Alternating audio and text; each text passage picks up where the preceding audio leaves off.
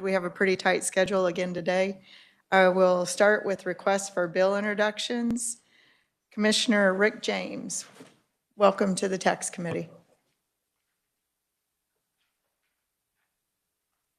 Madam Chair, committee members, thank you very much. My name is Rick James, County. I'm here to request a bill that would allow counties and local governments to exempt sales tax on food. This is a request to have a bill drafted that allows counties and local governments to exempt sales tax on food. As it stands now, this is not a choice from these entities. So, With the law eliminating state sales tax on food, excuse me. local governments, they don't have that choice, and I'd like for that bill to be passed. So, excuse me, Representative or Commissioner Cluse, I'm getting a little ahead of myself there.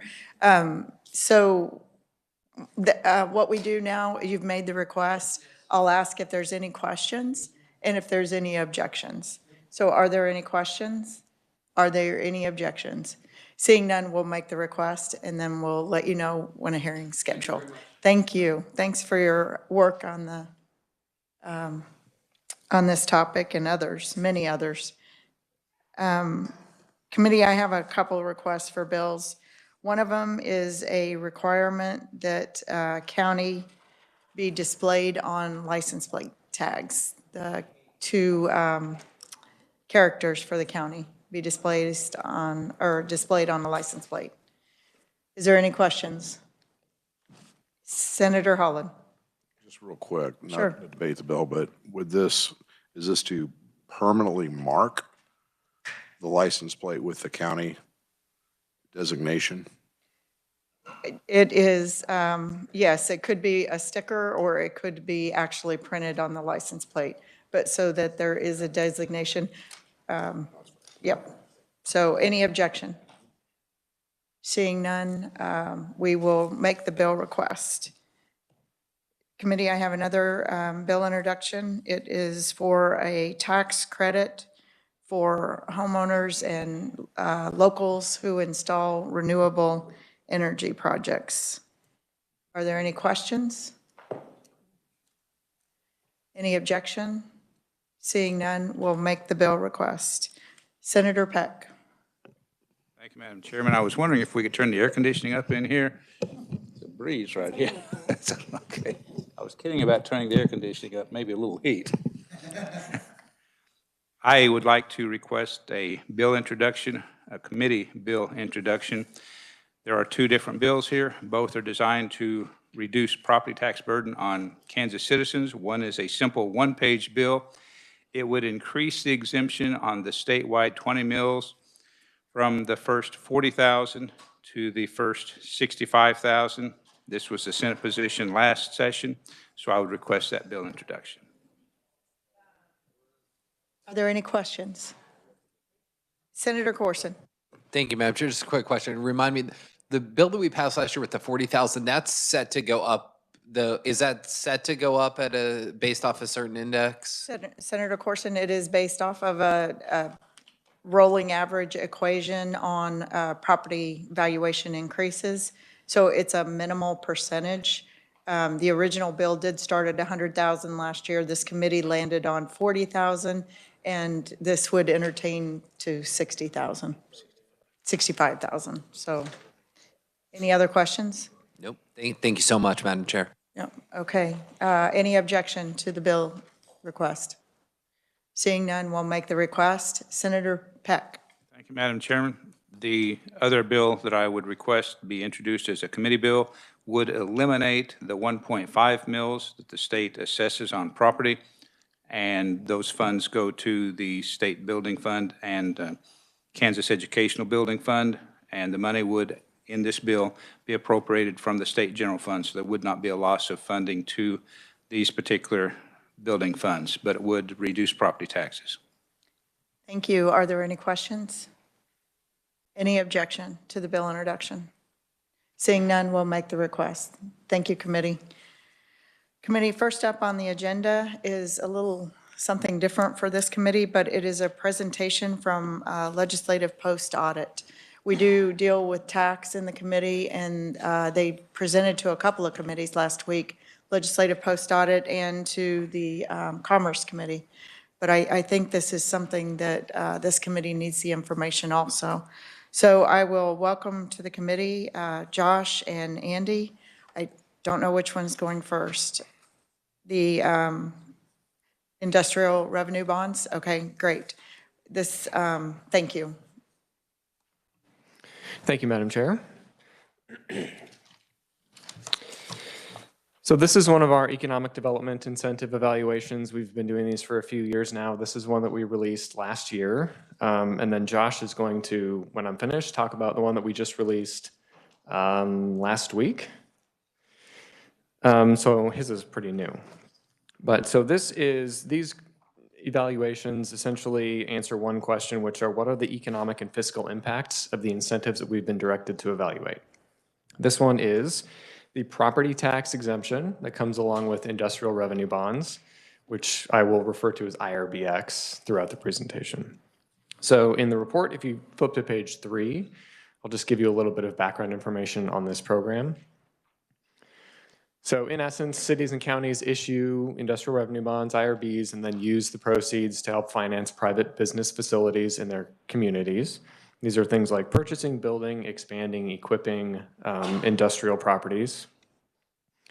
And then as you can see at the bottom of page 3, any property that is improved using proceeds from one of these bonds, the local government can also award it a property tax exemption for up to 100% for up to 10 years. And if you flip with me to page 4, the bottom of page 4 and the top of page 5, there's a map there that gives you a sense of how frequently these are used. So we looked at data from 2005 to 2020, and you'll see that there were about 640 IRBXs granted in total over those 15 years. And we estimate, because there aren't good centralized comprehensive data about these IRBXs, we estimate that they may have reduced property tax revenues in total by between $1.2 and $1.5 billion, which is about $100 million a year over those 15 years. Okay, so that's sort of set up for the program, what it is, how frequently it's used. Now, if you flip with me to page 6, I'd like to get into how we estimated the economic and fiscal impact of this program. So we selected 8 of the 640 that we thought were a good sort of cross-section of different types of different types of projects, in different parts of the state. It gave us a sense for, in general, what kind of an average project looks like. And we modeled them using a research-based simulation model that comes from the W.E. Upjohn Institute for Employment Research. The lead researcher who created it is a guy called Dr. Timothy Bartek, who's recognized as an incentive expert. And we worked with him and the Pew Charitable Trusts and some experts from Kansas State and KU on this project. And if you have any interest in who those people are, that's in an appendix at the back of the report. So if you go with me to the bottom of page 6 and the top of page 7, you'll see kind of the 2 areas that this model attempts to delineate in terms of the effects of these projects. So on the one hand, as you can see at the top of page 7, there is private sector economic activity, and this is intended to capture both the direct effects of the workers, the new jobs that are being created by the incentive, and the effects that those workers spending their money in the local economy have on the local economy in terms of secondary and tertiary economic effects. Of note, capital investment is not included in the model. So that is a temporary injection of jobs and investment in the local economy that is excluded because the model intends to capture the more permanent elements of economic activity that is generated by the project. So in this case, we modeled 30 years. So the jobs we were assuming are going to stick around for 30 years, which is much longer than those initial construction jobs and capital investment will stick around. And so this focuses more on the permanent economic effects rather than those upfront economic effects. Just want to make that clear. The other thing that this model does, as you can see, sort of in the middle of page 7, is it tries to isolate the public sector tax revenue effects of all this economic activity. So the economic activity, private sector economic activity that's being generated by the model would theoretically increase things like income tax, sales tax, and property tax. And so this tries to capture that. Okay, so let's go to page 8. And on page 8, and then in the figure on the top of page 9, you can see what is called the but-for percentage, which I want to talk about for a moment, because it's a really critical part of how the model works. So the model does not assume that that the business's decision is entirely attributable to the incentive. So when a business makes a site selection decision, like in this case, to use IRB proceeds to build a new facility or to renovate or equip an existing facility, there's a lot of elements that go into that type of decision that we're not privy to. So these are behind the scenes decisions that businesses are making, and they're taking into account a lot of different things, like the prevailing tax regime in the area, available infrastructure, the quality of workers, the availability of workers, how much they would have to pay them, things like that. The incentive is part of that calculus, probably in most cases, although we don't know with certainty how much of an impact it has. So the model attempts to estimate that and then apply it to the results. So if you go to, as I said, the top of figure, or page 9, figure 2 has, for the 8 projects that we looked at, the model's but-for estimate. So what this is saying, in essence, is how much of the business's decision is attributable to the availability of the incentive. So let's use MGP, which is the top line of the figure, as the example. So MGP is one of the projects that we modeled for this. And based on the model's comparison of how valuable the incentive is to MGP to how valuable the project is to MGP, the model determined that about 2/3 of MGP's decision to do this project is attributable to the availability of the property tax exemption. So then what it does is it takes that percentage and it applies it to the new jobs that are being created. And as you can see here, MGP estimated that they would create 10 new jobs based on this. So according to the model, about 2/3 of those jobs are attributable to the incentive, which rounds to 7 of the 10 jobs. So the other third, the model is determining is attributable to something other than the availability of the IRBX. So again, this could be things like just general taxes, infrastructure, things like that. And so the remaining 3 of the 10 are attributed to something else. And those private sector and public sector effects are not included in the model's determination of what the IRBX is doing. So with that sort of in mind, on page 9 and in figures 10, or I'm sorry, in figure 3 on page 10 and in figure 4 on page 11, you can see kind of what the model determined for these 8 projects. So in figure 3, this is the private sector economic activity. You'll see that all of them are positive with one exception, which is Black & Veatch. And you can see there, General Motors, the private sector economic activity is about a ratio of $5 of private sector returns to every dollar of IRBX that General Motors got. If you flip to page 11, figure 4 that I just also mentioned, this is the tax revenue that the model is determining is going to be generated by the jobs that are attributable to the incentive. And as you can see here, none of them reach $1 of new tax revenue per dollar of exempted property tax. But in order to get a sort of full picture of what is happening, it is appropriate to add together the private sector economic activity per dollar exempted, which is in figure 3, and the figure 4 public sector economic activity per dollar exempted. And then in all cases, including Black & Veatch, they achieve $1 per dollar of return. So one thing to keep in mind here is that we don't have a benchmark for success that we're measuring against. There's nothing in statute that says like what the return has to be in order for these projects to be considered successful. That's really up to policymakers at the state and local level, because of course it's the local policymakers who are determining whether to issue the bonds on the property tax exemption. So we can't say whether it's good or bad that the private sector effects are in general more than $1 per dollar exempted. And the public sector effects are in general not quite $1 per dollar exempted. If you'll flip with me to page 14, we have a map that shows some of the other states that have similar programs to what we have here in Kansas. These are property tax exemptions that are specifically tied to industrial revenue bonds.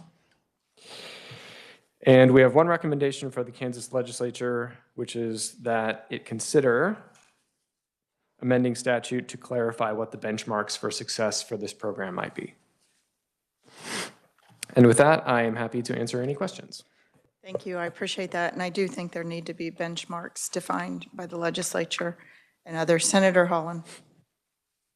Thank you, Madam Chair. Thanks so much for being here this morning. I'm really glad you're here to talk about this stuff because I may have some biases on this, but I mean, obviously, you know, I'm hearing a lot from my constituent about basically homestead, basically their residential property taxes. And I've served in the Commerce Department for many years. I'm a small business owner. I support economic development incentives. I think they're tools, but I also think they need to be properly utilized and managed.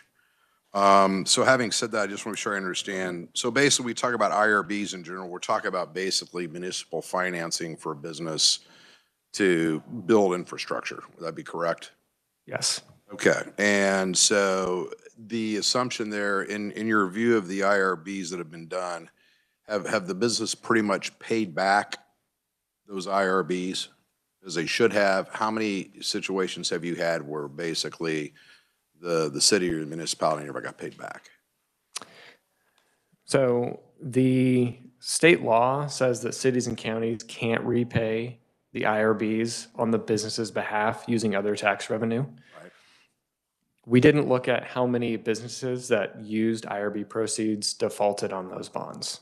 That'd be something I'd be interested in as compared to if you can get it, and if you can't, I'm sorry. Senator, excuse me, but I think that would be a question for research instead of legislative post audit. So we will make that request. Thank you, Eddie. Senator Holland. Thank you, Madam Chair. If the rest of the committee tells me to shut up, I will. I'm fascinated by this stuff and I just want to learn about it. So then let's go to the IRBXs. My understanding that's a separate mechanism. That's basically property tax abatements or exemptions.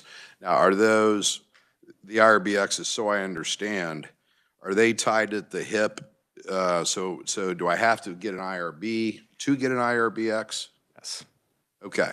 And just so I understand, we still have separate commercial property tax abatements being offered around the state that have nothing to do with IRBs being granted, correct? Yes.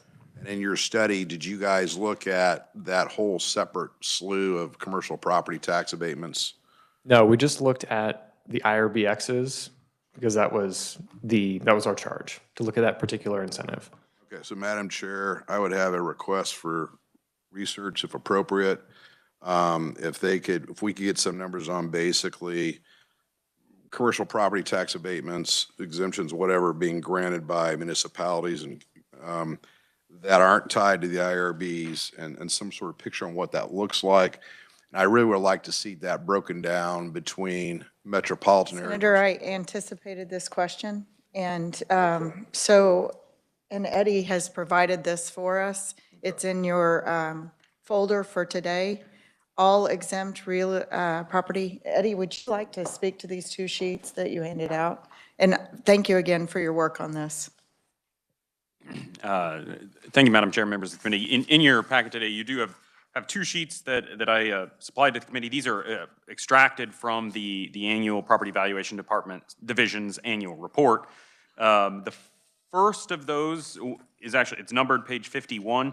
This is the exempt real property only throughout the state, excluding exemptions attributable to the IRB exemption and the constitutional economic development exemption.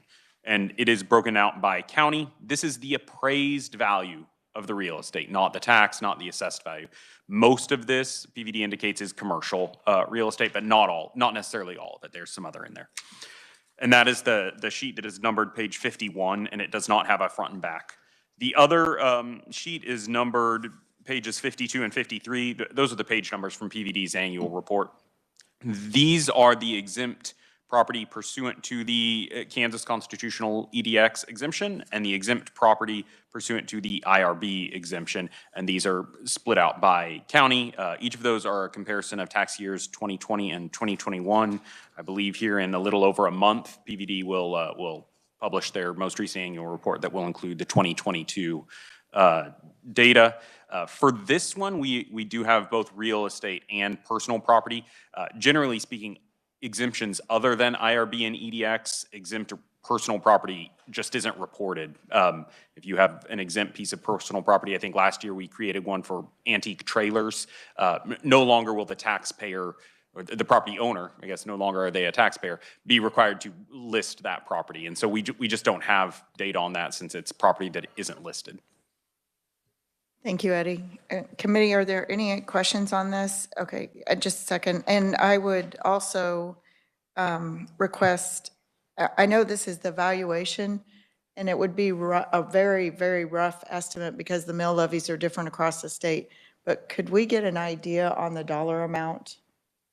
Yeah, I actually discussed this with PVD in kind of anticipation, and what they've recommended, and I'm working on this on a countywide basis. They provided it on a statewide averaged basis, is just multiplying all of this by the CNI assessment ratio, since most of it is commercial property, and then applying the average countywide mill levy to it. They did it on a statewide aggregate basis, multiplying it, and then doing the state average levy. But yeah, we can convert these into county specific numbers also. No, I just meant the general number overall. Oh, just the statewide total? Yeah, then I can provide that here within the next That would be few great, minutes. unless committee members would like to see it by county. Okay, Senator Holland, Thank you. then Senator Reddy. I guess my question, and a couple questions for Eddie B, is that on the real property title, that's property more than just commercial property, correct? Eddie? It wouldn't necessarily be all commercial. It's every other exemption that applies to real property other than IRB and EDX. There's a document that I'll also provide to the committee, because I'm sure it's of interest then, that lists all of the property tax exemptions that we have in Kansas. And so all of those that could apply to real would be included in that, except for EDX and IRB. Little wrap up. Okay, Senator Holland. Yeah, and I'll wrap up with this. So I guess just a couple related requests, Madam Chair, to research. What I'm looking for, and maybe it's more on this exempt property, I guess what I'm looking for by county is that something that shows basically data concerning all the commercial related property by county, and then getting a sense of all that commercial property out there for each county, how much of that is actually exempted. And the other thing I'm looking for would be is that I like some statistics on, particularly like for, cities always grant abatements, like for new businesses and things like that. I'd like to know that once that initial abatement has been granted for the new business formation, if that's just a continual cycle of granting the abatement again and again and again once it comes off. Because once again, I think what's happening is that, and I'm for economic development, but what I'm concerned about is in certain areas of the state, you're basically getting a squeezing of the balloon, and that basically, in essence, that's getting shifted over to our residential property owners. So I'll wrap up with that, Madam Chair. I appreciate the committee's indulgence. Okay, thank you. And I think that would be a request from Eddie to PVD. And I would also add to that the breakout for the homeowners also, not just the commercial, so that we see the abatement, an abatement column for real property that's non-commercial, and that percentage across on a spreadsheet. Do you think that's doable? County? I'll visit with PVD in terms of exactly how that can be parsed out. Okay, and I don't expect to have that this week. So, thank you. Thank you. Senator Reddy. Thank you, Madam Chair. I heard this presentation in Commerce and was very well done, but I have a question on page 9 with the selection of your companies. Is it a fair conclusion when I look at the numbers for estimated new jobs after 10 years, as they increase in jobs, the IRBs, or property tax abatement, was less of a decision-making point, since it was like Black and Beach had 600 and it was 5%. Tank Connection had 102 jobs, it was 4%. But the smaller organizations such as MGP with 10 jobs needed the 66%. So it was more valuable for small businesses as opposed to larger businesses or corporations. So it's not necessarily linear in the sense that as the number of jobs goes up, the but-for percentage goes down. Because as you can see, there is, we go from 600 jobs for Black and Beach to only 100, and it only changes by 1%. And it goes down. But I would say that small businesses, they may benefit more in the sense that the IRBX is more valuable to them as a percentage of the value to the business of the project that is being financed, which is how it calculates it. But that's not necessarily always the case. So I think drawing that kind of conclusion, especially based on this, is probably not appropriate. The reason I say that is because of what I see here from the companies you picked, but relatively large corporations look at multiple decision points before moving in, as opposed to a small organization in your community, which is looking for a few more incentives or a little leg up as they try to expand or develop. Thank you, committee. Senator Erickson, and I would thank the good senator. She is the chairman for Commerce and brought this to the Commerce Committee, so I very much appreciate it. Thank you, and thank you, Madam Chair, and I appreciate you anticipating and providing some additional information, and that is where my question is for Eddie. These have a little bit more digits that I'm used to working with in my personal checkbook, so I just want to make sure that I'm tracking this. So when we look at the exempt real property for 2021, that's approximately 36.4 billion. Is that correct? That is correct. And so then when I look at the exempt property by the Constitution, I'm adding up the real and the personal property, and that looks to be about 312 million. Is that correct? Eddie, would you? Yes. Okay, so if I interpret those two correctly, those two numbers, is it fair to say that we exempt or allow for exemptions of approximately 36 billion that's not mandated by the Kansas Constitution? Is that a fair statement? I would be hesitant to use the phrase mandated by the Constitution. Provided for by the Constitution, specifically provided for by the Constitution might be how I would describe it, because all of these operate under the purview of the Constitution. The EDX is one that is specified in its own kind of little subsection of the Constitution, though. I appreciate that clarification. The other thing I would clarify is that there is also the IRB property that is on the backside of the EDX one, and that is another 2.54 billion in valuation. So you'd have to add all three of those numbers together. Perfect, thank you. I just want to make sure I'm tracking. Thank you, Madam Chair. You're welcome. Thank you. Are there any other questions? Thank you very much for the presentation. Next up, committee, we will have a presentation on, I'm sorry, I'm drawing a blank, but I've got it here.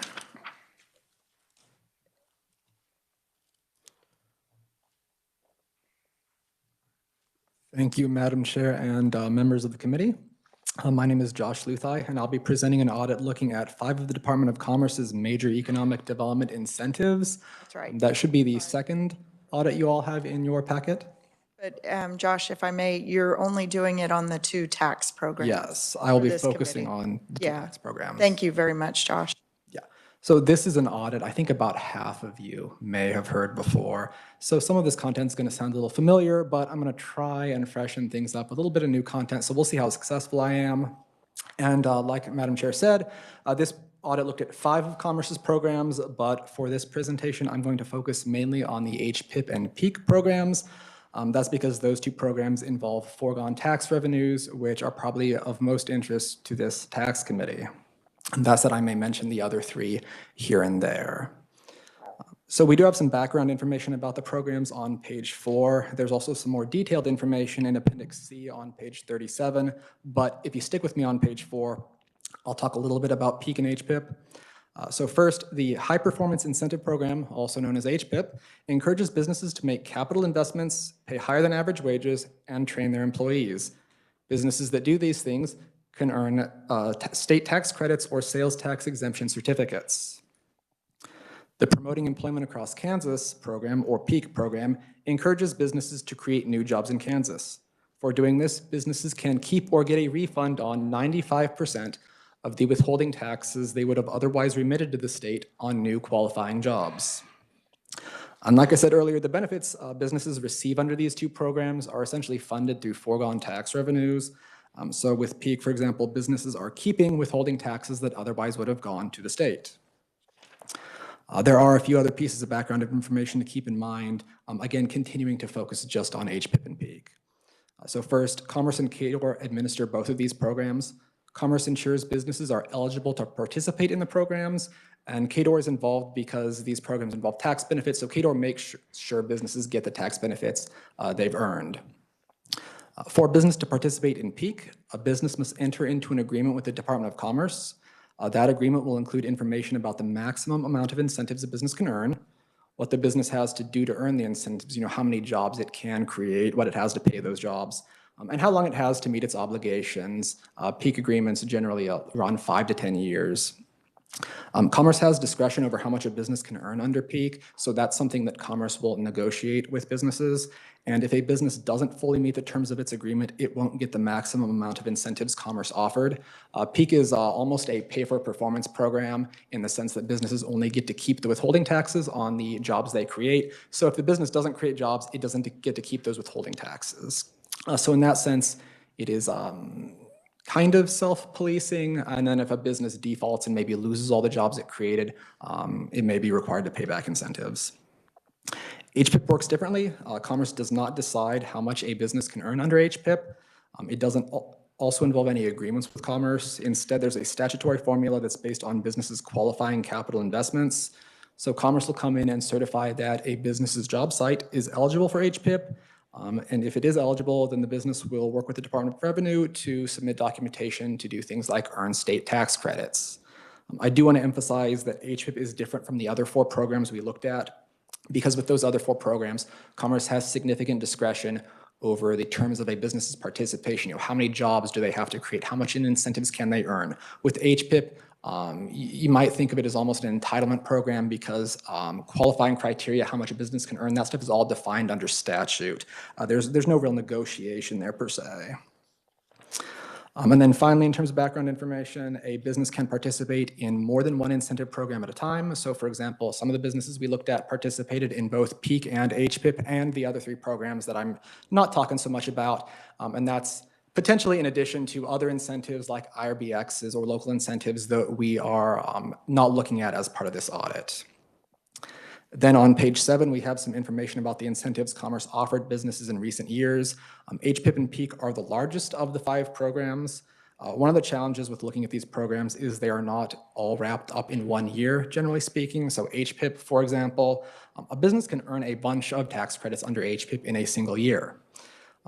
But businesses might not use all those tax credits in that year. We notice businesses often don't have sufficient tax liability to use all their HPIP credits. And under HPIP, businesses have up to 16 years in which they can carry those credits forward and use them, provided they remain eligible for the program. So it's challenging for us to say whether and when businesses will use the tax credits they've accumulated. As the report shows, there's billions of dollars in these tax credits that were earned in tax years 17 through 20, so whether they'll all get used up is very difficult for us to say given the time spans we're talking about. So that's all I have to say in terms of background. In terms of methodology, since Andy kind of set the stage for me there, and I definitely appreciate him doing that, I will keep things brief. We started by selecting 28 incentive projects to evaluate. For us, one project included any incentives a business received in fiscal years 2017 through 2021 from the 5 programs we evaluated. Some projects only involved one incentive program, but like I said earlier, others involved multiple or as many as all 5. Then we used that research-based economic model Andy talked to you about to estimate the economic and fiscal impacts of each project. The model also estimated the economic and fiscal impacts that happened specifically because of the incentives the businesses received. This relates to the but-for percentage that Andy was telling you all about. I am happy to answer questions about that model, but I'm going to keep it brief for now. And then finally, we use the project level modeling results to estimate returns on investment for each of the 5 programs we evaluated.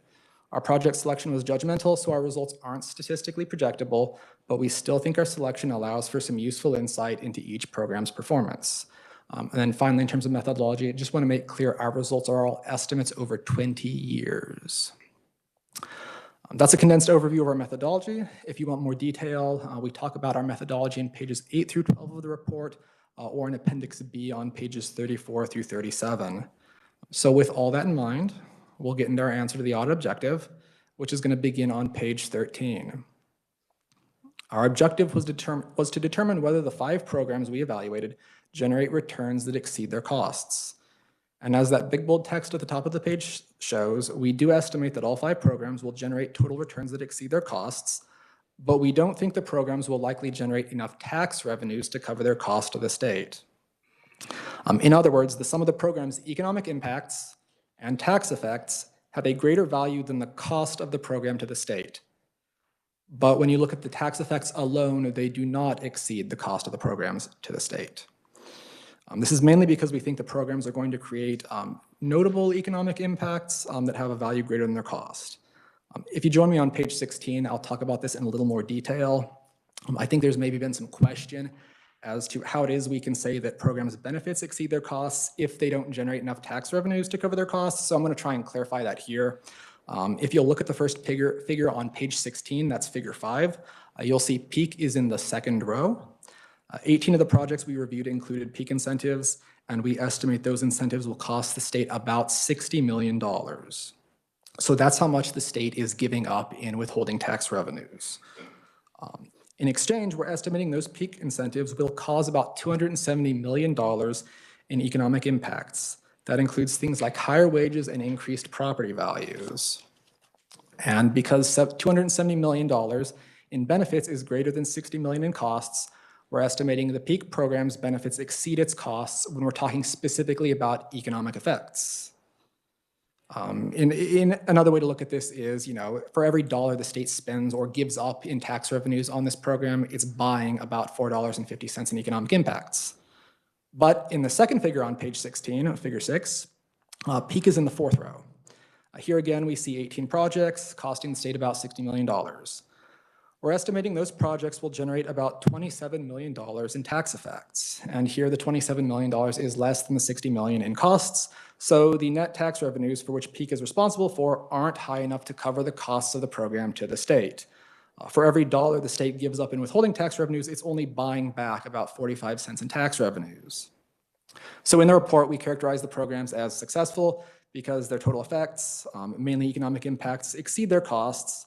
And because these programs are generally supposed to incent economic development, we think this is evidence they're doing what they're supposed to be doing. But like Andy talked about, there are no clear benchmarks for what success means for these programs. We're bringing this all to you as evidence of how these programs are doing so you all can decide whether they are doing what you think they should be. If you think the purpose of these programs is to buy economic development, then the question is this enough economic development given what the state is giving up in revenues? If you think these programs are supposed to buy more tax revenues for the state, then maybe these programs appear less successful to you. But these are all subjective sort of policy determinations we leave to you all. So Josh, I have a question, and I know I'm jumping ahead a little bit. We're about to run out of time. So in the PEAK and HPIC programs, you had reported later that of the 28 programs that were investigated, approximately 30%, 11 of them said they would have gone ahead with the projects without the incentive. Yeah, Do you know so how many the breakdown would be on HPIP and peak of those programs? we do not, and just to clarify, Madam Chair, the businesses we surveyed aren't necessarily the same businesses whose projects we evaluated. They're different pools. We think the two pieces of data sort of inform each other. But like you said, what the survey results showed is that not all businesses had their decisions changed by incentives. Of the 30 that responded to us, 11 said they would have done the same thing if they hadn't received incentives. So what this shows is that incentives don't make all of the difference all of the time. Sometimes they make some of the difference, sometimes they make all of the difference, and sometimes they make none of the difference. The real trick here is figuring out when they make a difference, because those are, presumably, if you're going to fund a project, those are the ones you want to fund. Right, because the implication here is that it would be that many million generated by the project, but that could have been generated if they would have proceeded with the project without the incentive. Yeah, so for those 11 businesses, technically the but-for percentage there is 0%. Those incentives didn't make a difference. Those benefits would have happened either way. Committee, any questions to this point? Senator Holland. Thank you, Madam Chair. Yeah, just thanks for the presentation this morning. Just my, my sense of is just, and I've been here, it's been my 21st session of the legislature. I mean, HPIP's been around, a long time, and that is really a workhorse. The thing I like about HPIP in particular is that I think it's a very transparent process of basically, here are the qualifications you need, here's what you get in return. To me, that's the best kind of incentive program, because once you start having department stuff kind of working one-on-one with individual firms for other programs to determine how much of that they get, I think you lose a little bit of transparency. And so I know too, I've heard from a lot of businesses when they was talking in the past about getting rid of HPIP, and anyway, that's a great program.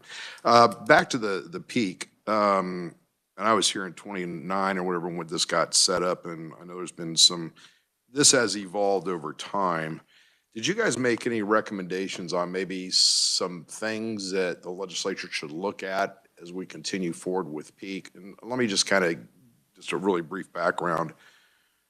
I'm sorry, I'm done. I'll let somebody else go. Let's go. We're about out of time. I can wrap things up here if you prefer to focus on questions. Happy to. Yeah, could you summarize real quickly, and then we'll get back to your question? And I'm sorry, you guys, we lose the room. We've got a hard deadline. I'll wrap this up very quickly. There are just two other things I would cover. So first, we do discuss a tax credit, the owner's peak tax credit on pages 22 and 23. Short story here, that tax credit has never been used. I didn't make any recommendations on that, but you being a tax committee, if that's something you want to look at, certainly something that could potentially be repealed, or at least otherwise investigated. I don't want to get ahead of myself there.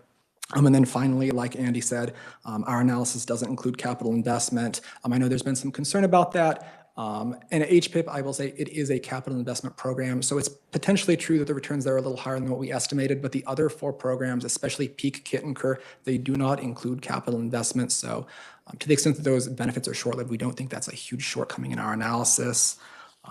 No recommendations as part of this audit. Commerce did submit a written response. That's on pages 27 and 31. And I think that's about all I've got to say. Thank you. And I would somewhat dispute Peak doesn't use any capital. It does in the sense that it is a tax credit. Eddie, are those programs transferable on those credits? There's no transferability on the peak credit. The HPIP credit beginning with 2021 does include allowable transferability of up to 50% of the credit. 50%. That means they can sell the credit to another company or somebody else. Yeah. Yes, I just want everybody to understand what the transferability means. Thank you, Josh. So back to your question on did you want to address that? Okay. Senator Holland.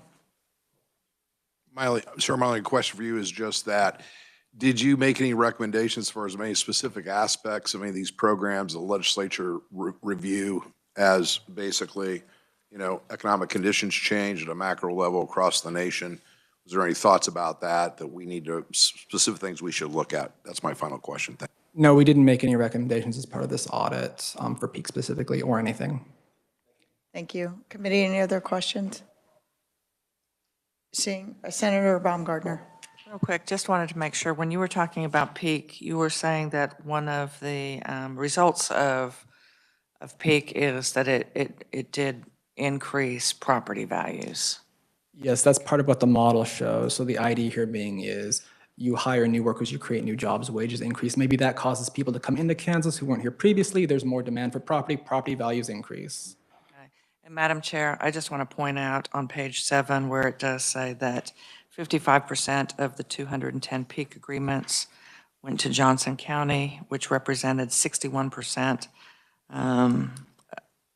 of the peak benefits.